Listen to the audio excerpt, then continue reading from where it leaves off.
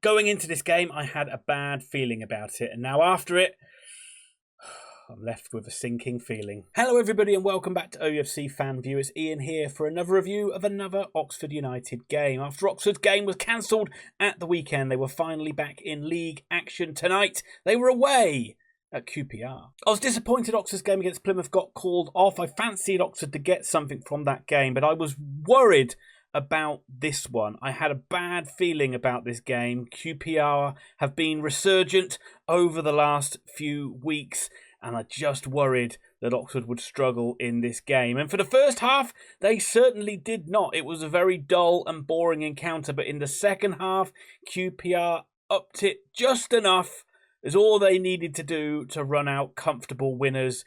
It's a very demoralising and deflating defeat, which really leaves Oxford United scratching their head as to where we go from here. It finished Queen's Park Rangers 2, Oxford United 0. Congratulations to QPR, congratulations to your fans. You're in great form and you're starting to march up the table now. But we'll go over everything in the game like we normally do. I'll go over the team news, I'll give my review of the game, and I'll give my final thoughts for both sides at the end of the video. If you want to just jump to the final thoughts or any point of the video, then please feel free to do so. I'll put timestamps down below. But if you do, and bear in mind, I need them even more after these defeats, please can you hit the like button because that helps me out a lot.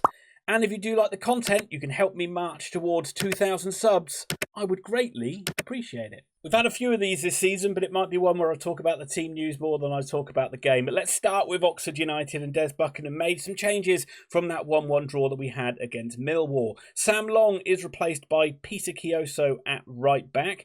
I believe that's still possible concussion protocol against Long, because he did take that bang on the head at the end of that game. But it is good to see Peter Kioso back in the starting lineup. He's only just returned from illness himself. Idris El Mazouni comes in for Will Volts in midfield, and Mark Harris starts up front instead of Dane Scarlett.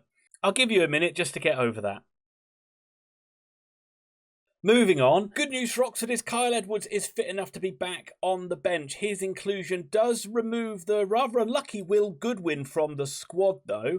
But let's end by having a word about Cameron Brannigan, who's making his 300th appearance for Oxford United tonight. What a bloody legend. Moving on to Queen's Park Rangers then, Marty Cifuentes' R's had been struggling this season, but they'd found form in the last few weeks. 2 wins, 3 wins now, and 2 draws in the last 4 games saw Rangers climb to 20th place in the table. They were level on points with Oxford going into this one. The Super Hoops have been struggling with injuries, though, to some of their key players, and they did get 2 more injuries in that fantastic 3-0 win they had over Norwich. Like Buckingham, Cifuentes makes 3 changes from that game. Zancelar and Kenneth Powell, they were the 2 players that got injured in that game. Them alongside Kieran Morgan are out of the side, and they're replaced by Harrison Ashby, Sam Field and Ryan Coley.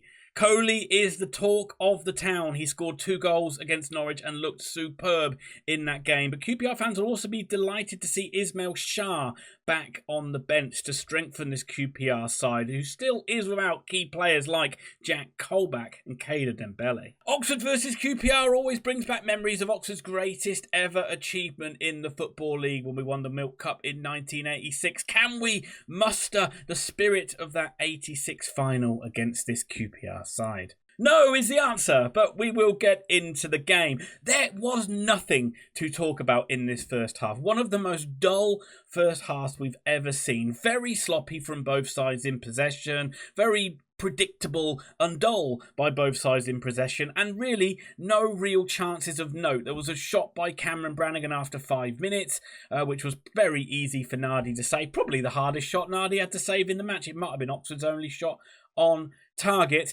And a few little half chances for QPR as well in the first half, but really, really dull. And I'm just going to move straight to half time and just say it was lacking in quality was a massive understatement. And both sides struggled in the final third. And whilst Oxford looked pretty good on the possession stats, most of that possession came with them just passing it around along the back four. Oxford did look their best though when we got Matt Phillips and Tyler Goodrum combining on the right. There was a couple of times we got into good areas there, but again, the final ball, the final pass was lacking. Coley looks very lively up front for QPR, but they've struggled to get him into the game, but he has still had a couple of sighters. Overall, 0-0 at half-time. I don't think either side would be too disappointed, and I certainly don't, given Oxford's away record, we weren't too disappointed going in 0-0 at half-time, because you just kept thinking that this game was there for the taking for Oxford at half-time. But the trouble is, QPR were thinking the same. And we know how it finished. Join me for the second half. And it's the start of this second half where QPR took control of this game. We've seen it a number of times this season where when a side in this championship just ups that intensity, ups that quality, Oxford struggle to live with it. And that is what happened. It started almost right from the start of the kickoff, really. Harris giving away a clumsy free kick, which allowed Rangers to get a chance into the area. It came to nothing, but it still created a shooting chance for Varane, which he put over the bar. And then a few minutes later, Smith curled another shot across the bows of it. It was harmlessly over the bar, but it was just showing that signal of intent that the R's was starting to make things happen. And 3 minutes later, the Super Hoops got that breakthrough. It had been coming, as I said before, and Smith was starting to cause Oxford problems down that right, and he got at the better of Plaheta, floated a lovely ball to the back post. Coley rose, beat Brown to the ball, nodded it back well to about middle of the goal, 8, 9, 10 yards out, something like that. Field coming onto it, finished beautifully into the bottom corner. Nightmare for Oxford. Very, very nicely worked goal for QPR. It all felt a little bit easy from Oxford's point of view. And once again, no clean sheet away from home. We have a mountain to climb. Buckingham was forced to ring the changes then, and we saw Kyle Edwards and Ruben Rodriguez come on for Matty Phillips and Shemi Plaheta. But it didn't really help Oxford at all, and on 67 minutes they were 2-0 down, and this one was so easy for QPR. It's Peter Kioso, who has had a great season, but he had a poor night tonight. He was dispossessed right outside the penalty area by Sato, who won the ball, got into the penalty area, was able to pick out Field, again coming in from midfield, and he finished. It was probably an even better finish, this one, sweeping the ball again into the bottom corner from the edge of the box. Again, from a QPR point of view, it was very aggressive with the press and a very assured finish from Field. But from Oxford's point of view, we're just shooting ourselves in the foot time and time again. QPR, again, probably look more likely of making it 3-0 than Oxford getting back into this game. Sato coming very close to making it 3. A brilliant run, cutting in from the right, just putting his shot wide. And Oxford lived off scraps all game. Scarlett came on for Harris, and there were a couple of opportunities where we nearly got Dane Scarlett in behind, just from long balls pumped up front, really. The first one, he headed a ball, a header from a long ball, which nearly got Ruben Rodriguez a chance in the penalty area. And then another long ball in behind. Scarlett got on the end of it, but he just took too many touches, and Cook came across to make a good challenge. The last thing that happened in the game was Field nearly completed his hat-trick. Ismail Sher, who'd just come off the bench, dinked across to the back post. Field looped his header. It looked like it was going goalward, but it just drifted wide, and it ended up a very disappointing, horrible defeat for Oxford United. A very comfortable, well-deserved win for QPR. And once again, congratulations to QPR. Deserved victory, but from an Oxford point of view, where do we go from here? Well, we will get into that, but I'm just going to give my final thoughts on this QPR side. And the first things first is, you look very well organised. Oxford, you look very comfortable against this Oxford side, who really didn't work your back line at all.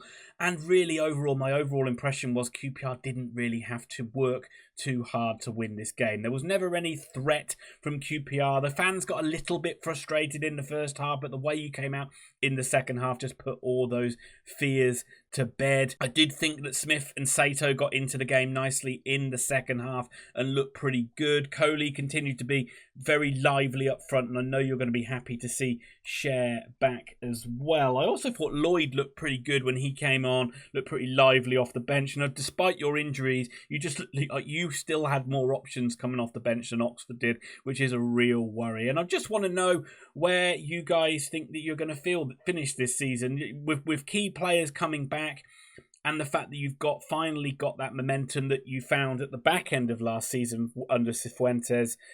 Are you confident now that you're going to kick on and start with getting into mid-table, and who knows if the form continues to be good where you can go from there? But you looked a very solid side, and unfortunately from my Oxford United point of view, you looked a better side than we did, and we're feeling a bit sorry for ourselves at the moment. But let me know your thoughts down below, QPR fans. Good luck for the rest of the season, and we'll see you back at the Kassam later on in the season. Here we are then, Oxford fans. Here we are. We are in a really tough place at the moment.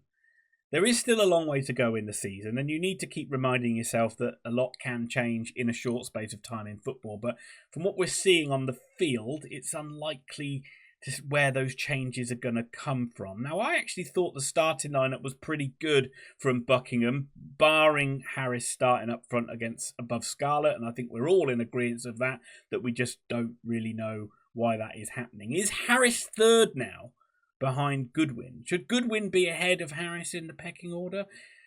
I don't know. I don't know on that one. You let me know down below. There'll be some of you that will be very vehement with your comments on Harris, that's saying that he shouldn't be anywhere near the squad. But I don't know. I still think he's got a part to play. But that first half was so tepid. It wasn't too much of a problem because Oxford were in the game. You're always worried in the Championship that we're going to be overruled and not being able to compete. But that first half was so poor. So QPR was so sloppy, and it was disappointing Oxford could not take that game by the scruff of the neck. Too many times, so safe with our passing. Even when we were trailing 1-0 or 2-0, so many times there's too much going back, going sideways, players not having any options, moving the ball forward. They might make a mistake early on in the game, then they don't want to make another one, so they just bang a hopeful ball down the line, and we just ended up giving the ball back to QPR time and time again. In the first half, we weren't getting punished by it because they were just as sloppy as we were, and they were quite happy to let us have the ball. In the second half, they stepped it up and they had far too much quality for us to deal with. And we've seen that time and time again, that as soon as a side just ups that quality level, we really struggle to deal with it. And it's difficult to really see how that's going to change moving forward. And it's also getting to the point now where we're not just losing these games, but we're not looking like scoring a goal. We're just so bereft of ideas going forward, and we've got players back now. We've got these players back that Buckingham talked about that we were missing for ages: Brannigan, Phillips, Plaheta, but they just don't seem to be able to impact the game. And it just reminds me that so many players look pretty good when they come on for little cameos here and there. Like Rodriguez looked lively when he came on. Dale again looked okay when he came on for the final few minutes, and we know he looked good when he came on for the last game against Millwall. But again, when they start games, they look poor. Blaheta was poor again. Phillips, okay, linked up quite well with Goodrum at times, but you still want more from Matty Phillips up there, and they couldn't get any service into Harris at all. Scarlett was living off scraps, but at least he looked likely to make something happen when he was up there too. Idris El Masudi, I thought, was poor as well in that first half again, but he's looked quite good when he's come on little cameos. And I don't know where we go for this Sheffield Wednesday game. Do we put, Volks, you'd think, is ex-Wednesday player. He'll be desperate to play in that one. Do we go for McEachran? Do we leave Brannigan in there? I have no clue what is going to change it up now to give us more attacking spark. We just got to maybe hope Kyle Edwards can give us that little bit of magic, that little bit of pace, that little bit of dynamism. Is that a word? I'm going to use it.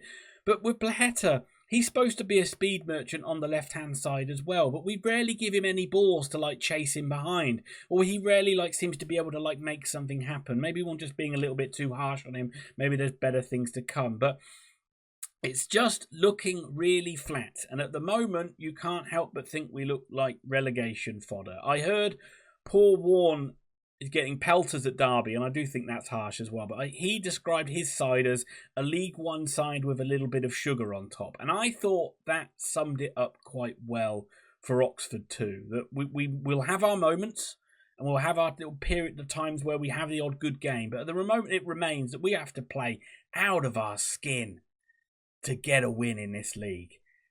Or we have to just rely on hanging in a game and maybe we might be able to steal something late on. But those does not look likely that we're going to be able to go into a game and get a win. Maybe it'll change against Sheffield Wednesday. Maybe that we'll get a good performance and we'll get a bit of confidence back into the side. But oh my goodness, it looks really, really poor at the moment, doesn't it? And only really Goodrum looked the only bright spark. The only one who looked composed and wanting to make something happen for me today was Tyler Goodrum. But even he still was a little bit sloppy in the final third.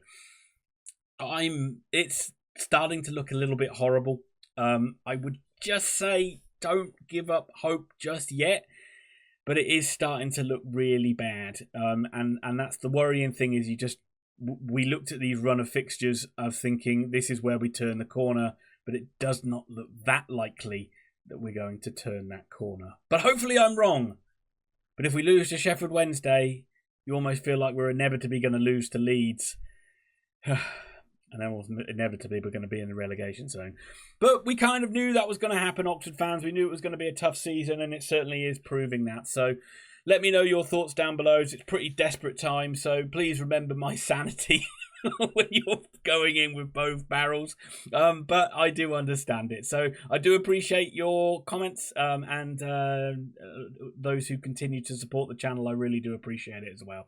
Thanks very much. I'll fly out a predictions video, which will probably be far too late for anyone to watch tomorrow or Friday morning, probably more likely. And then it will be a review of that big game now against Sheffield Wednesday. Try and enjoy your evening. Bye for now.